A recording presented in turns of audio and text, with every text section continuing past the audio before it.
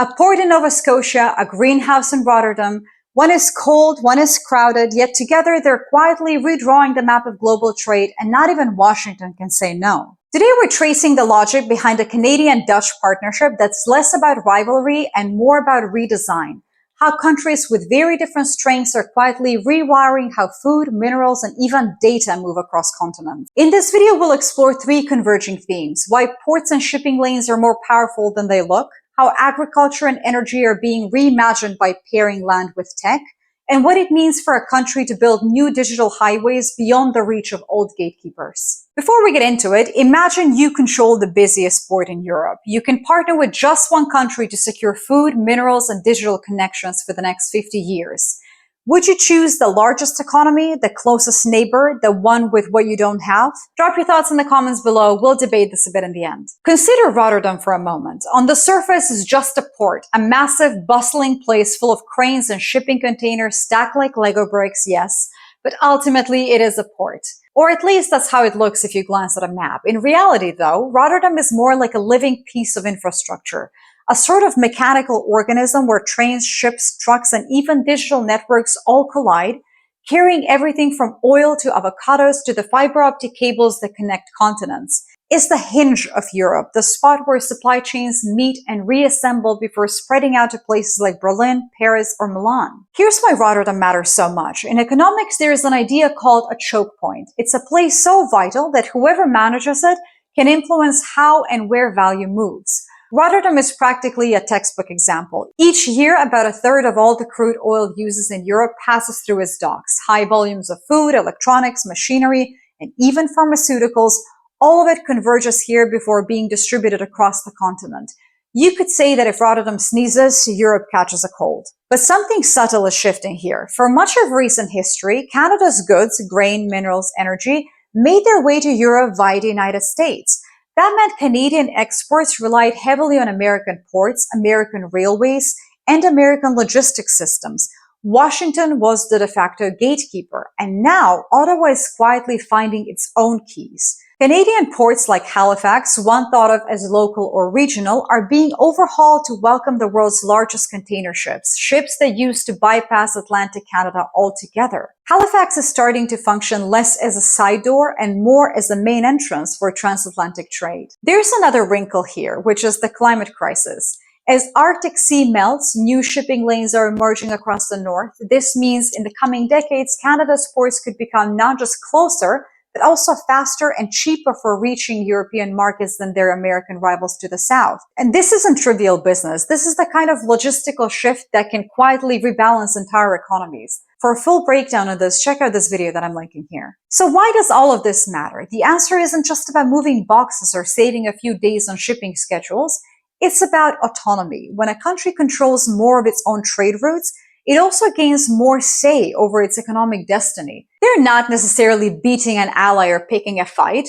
They're essentially designing a system where Canadian wheat, nickel, or coal flows straight to Rotterdam and from there out into Europe. No middleman required. And for the Dutch, this isn't just a win for efficiency. It's a chance to cement Rotterdam's role as Europe's essential bridge to the outside world, now with more partners and more options than ever before. If you'd like to support this kind of analysis, there's a Ko-fi link below. Every contribution helps. I'm also writing a book on how to think critically in a world that often doesn't want you to. If that sounds like something you'd like to read, there's a quiet little sign-up link in the description. The Dutch agricultural story is almost a riddle. The Netherlands is tiny on a map, about the size of Lake Ontario, yet somehow is the world's second largest exporter of food right after the United States. How is that possible? It's not about having more land, but about doing more with the land that you've got. The Dutch have mastered a kind of agricultural alchemy.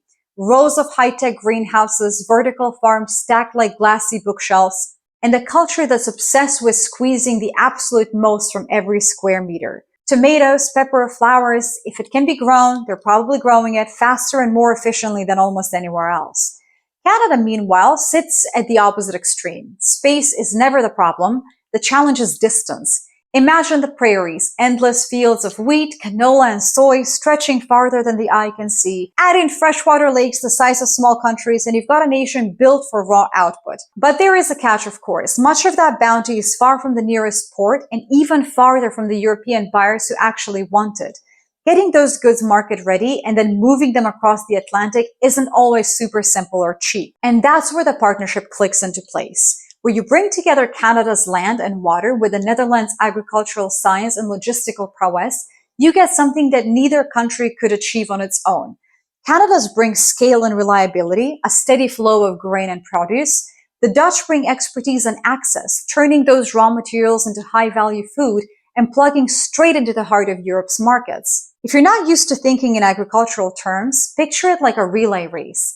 Canada sprints the first leg with sheer volume. The Netherlands takes the handoff using technology to push the baton, be it wheat, berries, or even new seed varieties across the finish line with fewer handoffs and fewer losses along the way.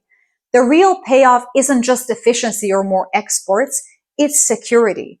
In a world where climate shifts can scramble harvests and shipping lanes, having more than one way to feed people is as strategic as having a backup power grid. This is insurance against the unexpected and a sign that food isn't just a commodity. It's a cornerstone of resilience for both countries. Energy used to be so simple. For most of the 20th century, the conversation was all about oil fields and long steel pipelines stretching across continents. But the definition is changing. Now, when we talk about energy, we're often talking about a jumble of minerals with names like cobalt, nickel, graphite, and the ever-elusive rare earths, essential ingredients for the batteries in electric cars, the magnets in wind turbines, and even your smartphones. And there's, of course, a new player in town, clean hydrogen, an invisible fuel that might one day power entire industries with barely a carbon footprint. What's shifting isn't just the source, but the entire logic of supply chains. It's not enough to dig something out of the ground. You also need the factories and infrastructure to process it, refine it, and move it to where it's actually needed. Having resources is only half the story. What you do with them and how you move them is the other half. Canada's role in this new world is in some ways refreshingly direct. It's sitting on some of the world's largest untapped reserves of these critical minerals, the raw ingredients everyone needs, but few countries have in abundance. Think of Canadian mines as the source code for tomorrow's technology. They provide the essential inputs for everything from electric vehicles to renewable power grids. The Netherlands, on the other hand, doesn't have vast mineral reserves buried underground, but what it does have is the hardware to take those minerals, process them, and distribute the finished products across Europe. Rotterdam is quickly becoming a sort of green hub, not just for shipping containers, but for refining minerals and producing clean hydrogen at scale. This is where the idea of comparative advantage comes in. This is an economic principle that basically says countries are better off when they focus on what they do best and trade for the rest. So Canada extracts and ships, the Netherlands refines, processes, and spreads those resources where they're needed. It's like building a stronger chain by letting each link play to its strengths. Importantly, none of this is about pushing anyone out or creating exclusive clubs.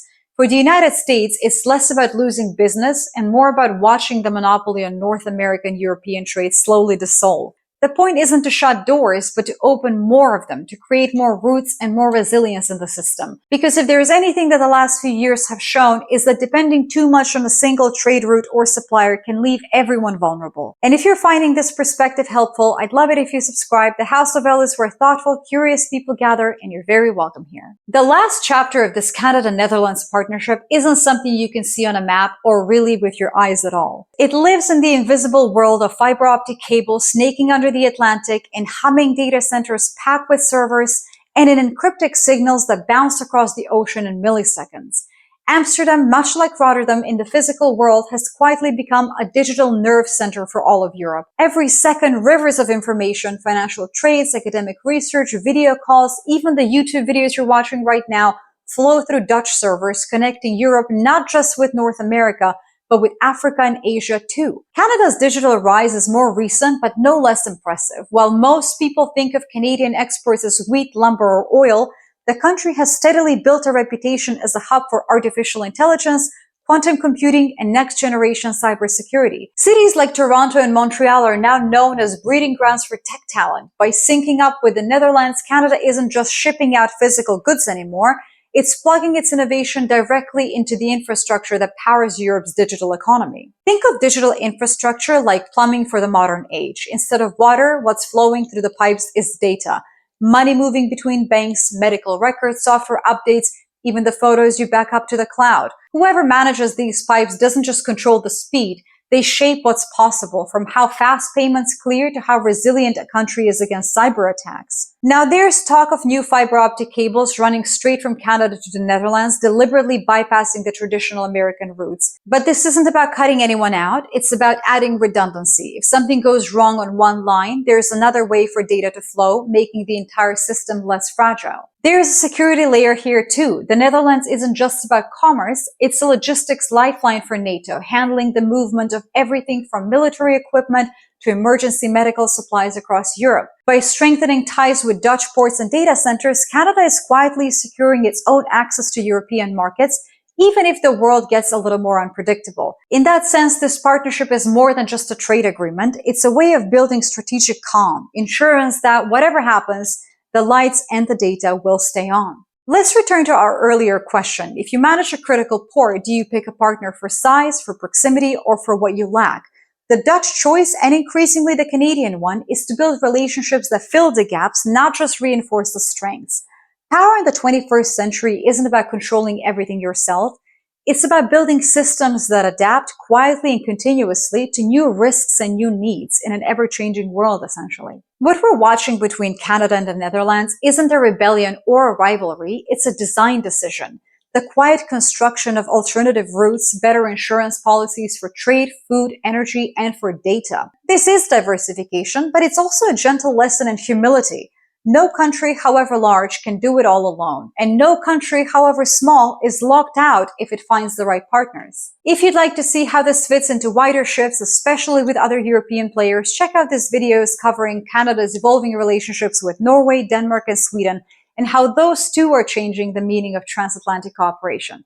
Links are below. So, is this the start of a Western supply chain revolution, or simply a set of quiet, practical adjustments? History rarely tells us in advance, but it's in those adjustments, those cables, containers, and quiet partnerships that the next chapter is written.